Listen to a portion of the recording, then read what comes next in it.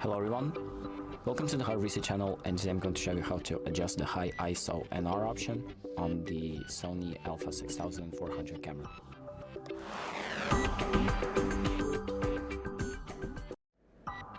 So the first thing that we're going to do is open up the settings by pressing the menu button, and then we're going to go to the tab number 1, so this section with a camera on it, and then we're going to go to page number 2.